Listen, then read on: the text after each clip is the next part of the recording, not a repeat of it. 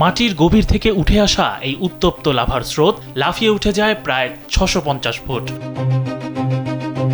হাওয়াইয়ের কিলাওয়া আগ্নেয়গিরি আবারও তার ধ্বংসাত্মক ও বিস্ময়কর রূপ নিয়ে জেগে উঠেছে। সোমবার ভোর ৪টা ৪০ শুরু হওয়া এই অগ্নুৎপাতটি এক নতুন রেকর্ড সৃষ্টি করেছে, যা আগ্নেয়গিরিটির ইতিহাসে সবচেয়ে দীর্ঘস্থায়ী ও ঘটনাবহুল অগ্নুৎপাতের সিরিজ হিসেবে চিহ্নিত হয়েছে।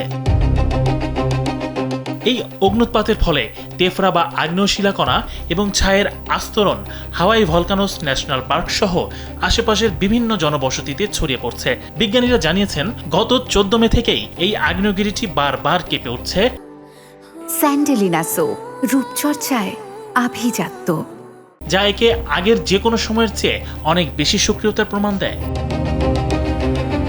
বিজ্ঞানীদের ভাষায় কিলাওয়া বর্তমানে এক ঐতিহাসিক পর্যায়ের মধ্য দিয়ে যাচ্ছে। এটি কেবল একটি সাধারণ অগ্নুৎপাত নয়, বরং পৃথিবীর অভ্যন্তরীণ শক্তির এক বিশাল বহিঃপ্রকাশ। পৃথিবীর ভেতরটা কতটা উত্তপ্ত ও অস্থির, কিলাওয়ার এই রূপ তারই একটি জ্বলন্ত প্রমাণ।